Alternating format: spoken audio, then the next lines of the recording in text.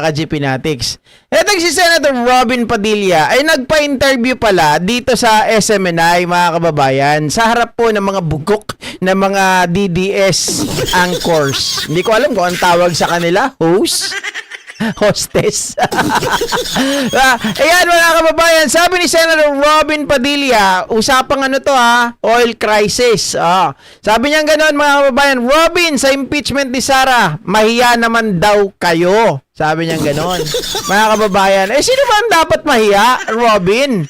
Ito yung kanyang pahayag hinggil sa bagay na to mga kababayan. Kasi nga, sinisisi niya daw, o sinisisi niya po ang House of Representatives na inuuna pa nga mga kababayan, itong pangyayari or itong impeachment ni Sara Duterte at binabanggit niya pa nga dito yung mga Mary Grace Piatos daw di umano. Ayan mga kababayan. Kung totoong mahal natin ang bayan natin, hindi dapat tayo umaasa sa utang. Kasi pagka tayo, puro utang na lang at hindi natin iisipin kung paano tayo tatayo sa sarili nating paa habang buhay po tayo magiging alipin. Ito pong lahat ng ito, ipinagsama-sama ko po at dinala ko sa Senado. Sinabi ko sa kanila, mga mahal kong kasama, hindi ito maaayos. Dapat ngayon pa lang ay naghahanda na tayo. Hindi po sila nagresponde sa plenaryo, kaya ang ginawa ko po, sinulatan ko ang mga ahensya ng gobyerno. Sinabi ko sa kanila na ito, kailangan natin magkaroon ng plano sa pagkain. Number 1, pagkain. Number 2, langis kung saan tayo kukuha. Pangatlo, sabi ko sa kanila, kailangan makahanap tayo ng lugar. Katulad po, isipin nyo, ganun kagaling ang ating dating Pangulo. Nakita na niya na kailangan tayo magkaroon ng sariling supply ng langis. At nasan ba yun? Nandoon sa West Philippine Sea, sa South China Sea. Oy, nakita daw niya, sabi ni Robin, doon sa West Philippine Sea, doon sa China Sea. Di ba sabi ni ni Digong doon mga kababayan, natatandaan ba natin? Ito talaga si Robin Padilla, tatanga-tanga eh. Alam mo, nagiging harsh na rin ako ngayon sa totoo lang. Nagiging ewan ko ba bakit nagiging ganito na ako magsalita. Hindi kasi narinig ko si Digong Duterte dati nung sinabi niya yan, mga kababayan, wala namang kwenta yung West Philippine Sea na yan eh. Sabi niyang ganon, tubig lang naman yan, walang pakinabang. Tapos ngayon sasabihin mo, Robin, na napakagaling ng dating presidente. Di ba meron pa nga siyang sinabi nun, wala akong magagawa dyan, pagtaas ng gasolina. Manahimik tayo, gano'n na lang. Parang tanga-tanga, mga... Tapos sasabihin pa niya, alipin daw tayo ng utang. Mga kababayan, sino ba mas malaking utang? Di ba si Digong? Magkano yung inutang niya noon nung naupo siya? Anong nangyari sa Pilipinas? Ang natuto lang tayo magmura. Natuto lang tayo mga kababayan, maging manyak.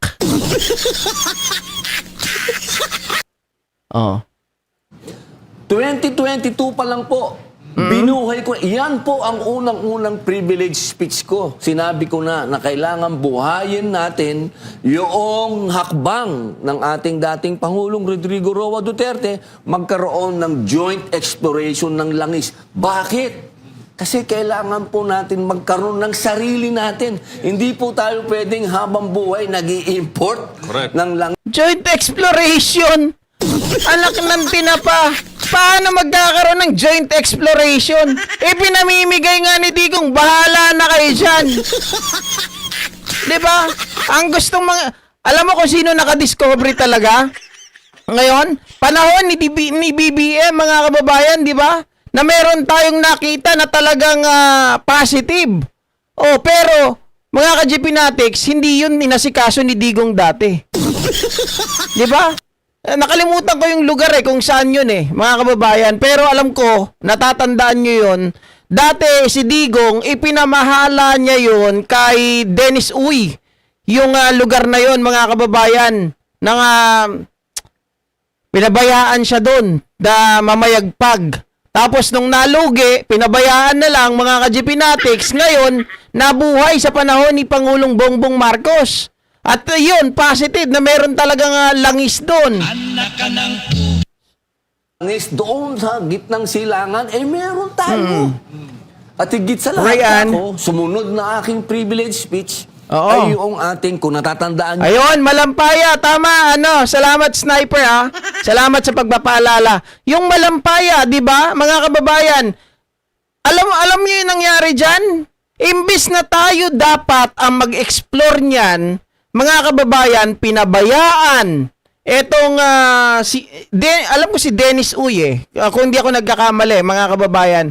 Yan ang pinayagan na mag-exploit doon. Imbis na dapat, mga ka-GPnatics, gobyerno dapat ang mag-explore doon sa Malampaya na yan. Oh, tapos hindi ko alam kung ano nangyari dyan, bakit hindi nila tinuloy. Pinabayaan na lang bigla, mga kababayan, dahil wala daw pakinabang, walang gusto ata na magpondo. Ngayon, ang pamahalaan natin, nag-explore sila, mga kababayan, di positive, may nakita.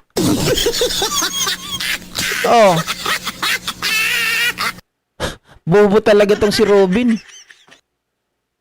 Alam mo kung hindi niya, kung sana nagtuon tayo doon, na pinagtuunan ng pansin ng dating administrasyon yon at hindi po hindi ko alam kung anong eksaktong terminology kung bakit napunta ito kay Dennis Uy, mga kababayan niyo po yan. At alam ko na pati ang ating mahal na Pastor Apollo Kibuloy, tulungan niya ako dyan, yung ating Saba claim.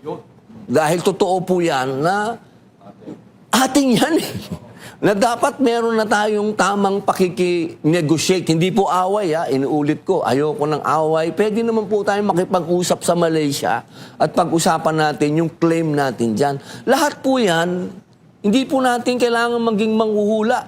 Maging tama lang ang ating analyzation. Kung totoong mahal natin ang bayan natin, hindi dapat tayo umaasa sa utang. Kasi pagka tayo, puro utang na lang at hindi natin iisipin kung paano tayo tatayo sa sarili nating paa, habang buhay po tayo magiging alipin. Kaya po ngayon, alipin tayo. Hindi po tayo literal na hinahagupit ng mga pamalo, pero hinahagupit tayo ng presyo. Pagtaas ng ganito, nawawala ang gasolina after 30 days. Lahat po yan nakalulungkot. Kaya po sana, ang sinasabi ko sa mga kasama ko, lagi, paulit-ulit, huwag tayong maging bulag sa usapin ng pagiging patriotic. Kasi yan ang problema ho natin Kapag pinag-usapan natin yung pakikipag-usap sa China, pakikipag-usap sa Russia, tatawagin... Ay, sabi niya, mga kababayan, wag daw tayo maging sobrang bulag sa pagiging patriotic. Putragis na yan, Robin Padilla, ikaw ata yung kauna-unahan na ganyan 'Di ba? Kayo, naglilingkod lang kayo sa isang tao Kay Digong lang. Kahit sabi mo, kahit sunugin ka pa, 'di ba? Kay Digong ka lang talaga, kumbaga tuta ka talaga ni Digong. ka ng traidor. Tatawagin kang taksil. Taksil. Taksil sa Senador. bayan. Alam niyo po, kung meron pong isang tao na matatawag natin na pinaka-Pilipino sa lahat ng Pilipino, Naku, ay yun na po ang pinaka-Pilipino dating daw. Pangulong Rodrigo Roa Duterte. Hindi po ako nagiging bias. Baka sabihin na, hindi. Pinaka-Pilipino na, daw mga kababayan? Matatawag na pinaka-Pilipino sa lahat ng Pilipino? Parang alayo naman. Di ba dapat pag sinabi mong pinaka-Pilipino sa lahat ng Pilipino, dapat you love your country. You love the citizen, mga kababayan, within that country. Hindi, pinagpapatay mo Di ba? How come that you are able to say that na itong taong to ay talagang sobrang Pilipino, sobrang patriotic? Meron bang ganun?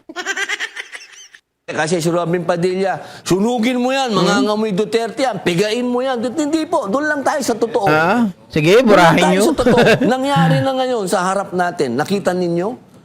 4 years na ang foresight ng ating dating Pangulo na mangyayari ito. At ito ngayon, nasa harap natin ngayon, mga kababayan. So, ibig nyo sabihin, lahat tayo ngayon, maka-China o Hindi naman yan ang sinabi ni Digong. Meron akong kopya dito Doon sa sinabi ni Digong. Ang sinabi niya dito, mga kababayan, ay ito, maliwanag na maliwanag, Robin.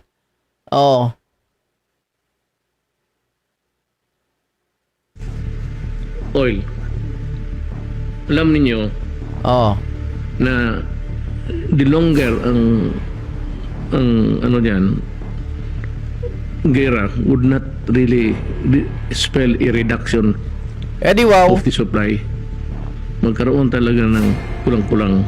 Ang sanction, ito ibig sabihin, sabi ng mga Amerika, pati kalyado nila, cut all trade, cultural, lahat putulin.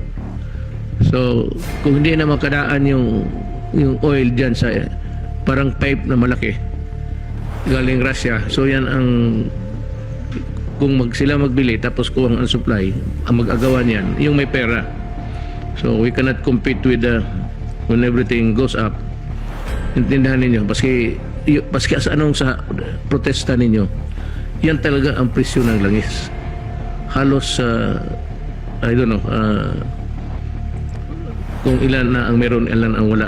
Ito mga kababayan Ito nung time pa to, nung gera ata ng Russia, tapos ano ba yon?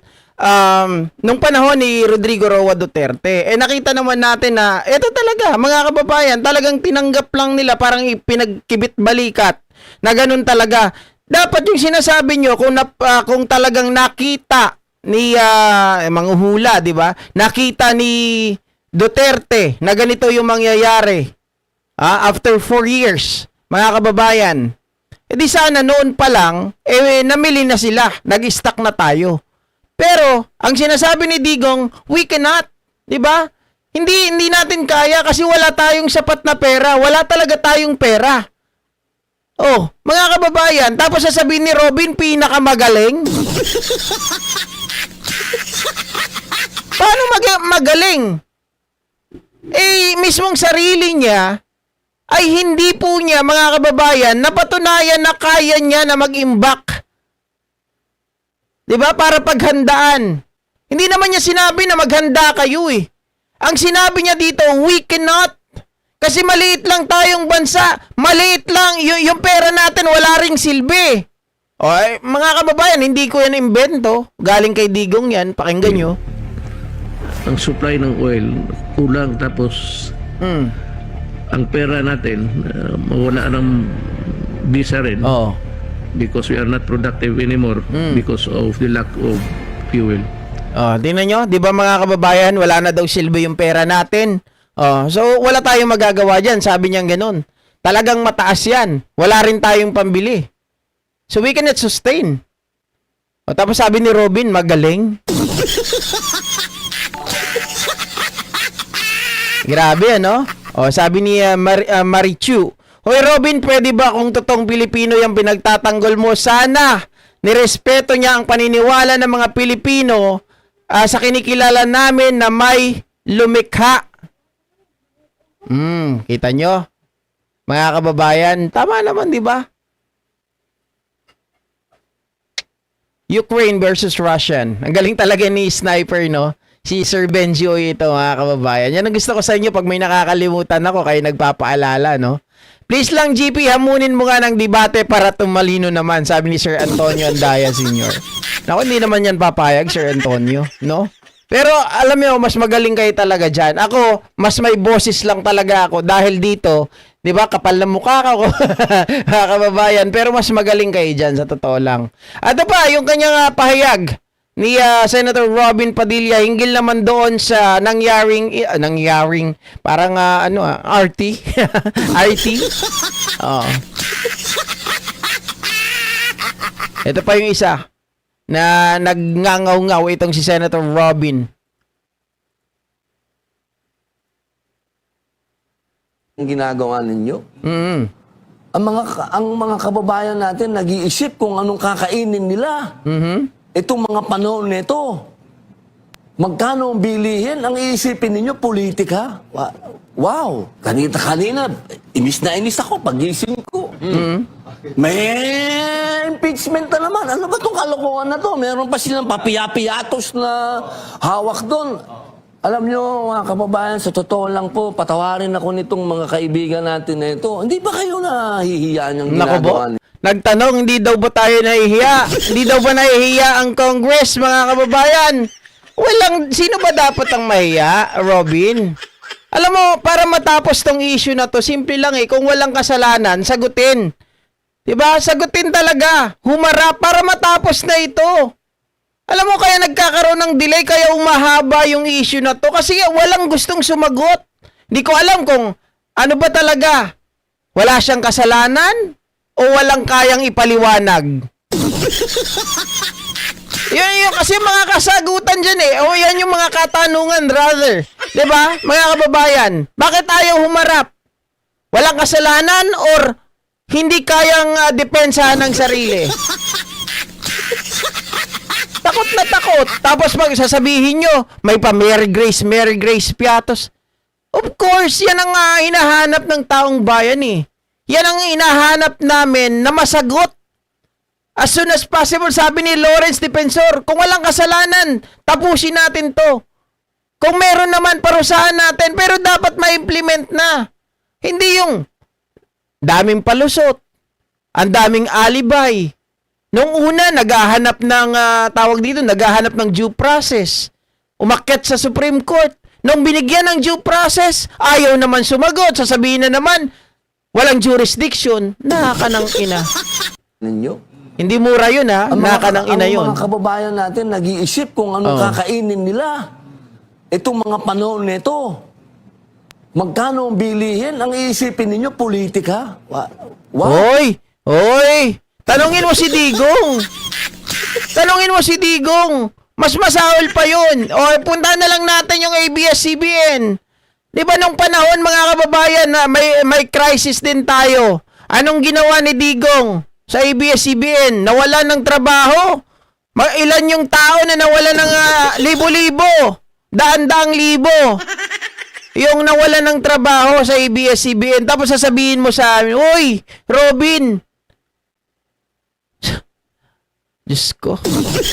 Kung lumulusot lang talaga yung mukha ko dyan sa monitor, baka, nako. Talagang ako po, hindi ako makapaniwala. Kung ganito ang mentalidad natin, sino pa makakatulong sa atin? Isipin mo. Mali. Kung ganyan ang mentalidad namin, kung kagaya mo ang mentalidad namin, wala nang mangyayari sa Pilipinas.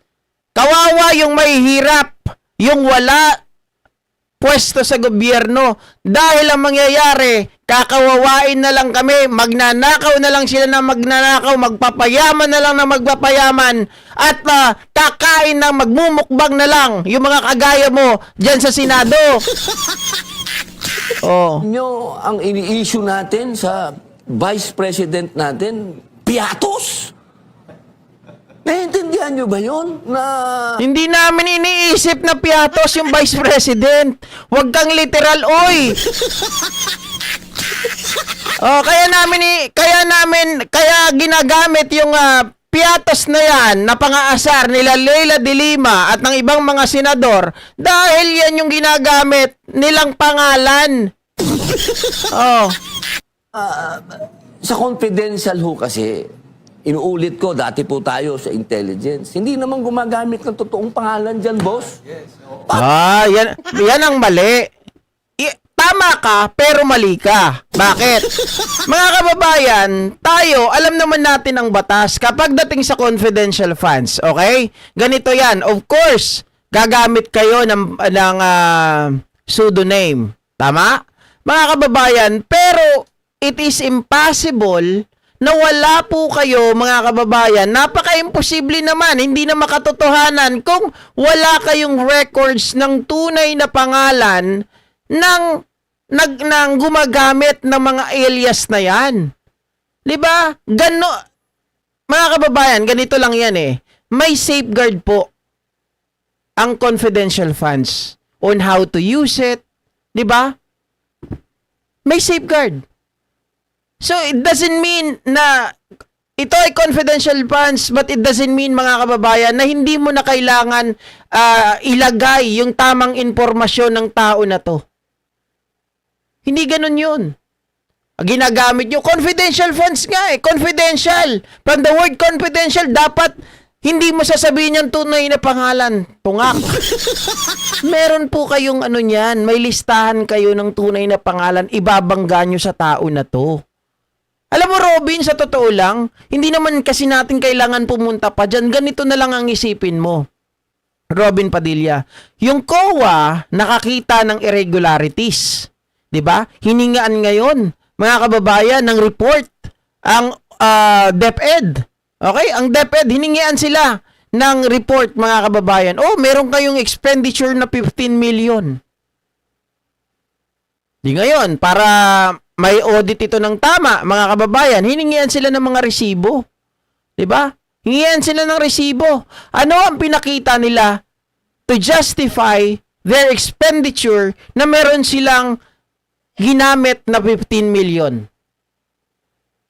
'Di ba, Robin? Ang kanilang ipresenta, sinecured ni Michael Powa yung resibo. 'Di ba? Yung resibo mismo ng Armed Forces of the Philippines, at ito ang ipinasa doon sa COA. So doon pa lang masasabi na kaagad natin na may problema. Bakit kailangan mong gumamit ng resibo ng iba na wala ka naman pong ginastos na kahit 5 duling? So therefore, mga kababayan, maliwanag na yan ay isang pagtatakip. Na yan, mga kababayan, ay isang pagnanakaw. Di ba? That is fraudulent activity. Oh, parang mga kababayan, hindi pa naman embezzlement yan, pero fraud yun. Kasi ibang dokumento yung ipine-present mo to justify your expenditure. Ano ko naman gagamit ng totoong pangalan niya? Give away mo na kung sino yung asset mo. Eh di nilaglag mo, sinunod mo. Nilaglag mo na. Sunog na. naman yun. Pambihira talaga. Alam nyo, sa totoo lang po, ano? Mali. Yun na nga eh. Siyempre, Mary Grace Piatos, hindi mo yun papangalanan. Pero, mga kababayan, may totoong pangalan yun. Dapat. Di ba may totoong tao yun? Oo. Ako'y nalulungkot. Kasi sa panahon nito, dapat sama-sama tayo. Lalala nyo, kasi parang pandemic ito, boss eh. Another phase ito ng pandemic. Dapat sama-sama tayo dito. At yung mga natutunan natin dapat nung pandemic, i-apply natin ngayon. Kasi nung nakaraang pandemic, naipakita sa atin ng dating Pangulo kung paano i-handle. So meron na tayong leksyon eh. Mas worse pa nga yung pandemic. Mas worse pa yun, ha? Dahil Di mo alam pwede eh. kang... Ito pa pwede mo Oo, ito dapat napaghandaan eh. Opo. Di ba? Meron na ng mga warning, ano? Kaya sana wag na lang maging pabida-bida, yung maraming... Wag daw pabida-bida, pero siya ang pabida-bida. 'Di ba? Hindi niya alam, mga kababayan, na ang impeachment ay maliwanag naman yan na talagang ito ay political, 'di ba? At alam natin, mga kababayan, ito ay accountability na dapat panagutin. 'Di ba? Sabi nga ng batas, mga kababayan, kayo, mga politiko, masakit kayo mga politiko ay sumumpa. 'Di ba? Sabi ni Luistro, mga kababayan, na kailangan ang batas ay dapat i-implement. Tapos kayo dapat ay mag-abide ng ating konstitusyon. Na dapat, mga kababayan, protektahan ang konstitusyon. So kung ayaw nyong gawin ang bagay na to, so ibig sabihin kayo, mga kababayan, ay nag-o-oppose doon sa nakasulat sa ating konstitusyon. 'Di ba? Maliwanag 'yun. Ibig sabihin ba, mga kababayan, totoo yung sinabi ni Luistro? Na madaling sabihin, mahirap gampanan. 'Di ba? Mukhang hindi mo naiintindihan, Senator Robin, yung mga pinagsasabi mo. Mukhang hindi mo naiintindihan yung sinumpaan mong tungkulin sa ating batas. 'Diba? Bilang isang politiko, bilang isang senador na dapat, mga kababayan, protektahan natin ang konstitusyon, dapat i-implement natin ang batas. And, mga kababayan, sabi ko nga, kung wala namang kasalanan, edi, para mapadali ito, harapin na lang. Huwag na tatakas-takas. Huwag na maraming mga alibay pa. Di ba? Nako ah. Okay. Sabi ni Rani Sierra, bayaran mo nga, kinain mo Robin, wala kang kwenta, bugok. Meron pa ba tayo, guys? Ayan, wala na, mga kababayan. So, hanggang dito na lamang po ang ating live streaming, mga ka-GPnatics, at magkita-kita po muli tayo bukas. Nako. Bye-bye, guys! Magandang gabi po muli sa inyong lahat.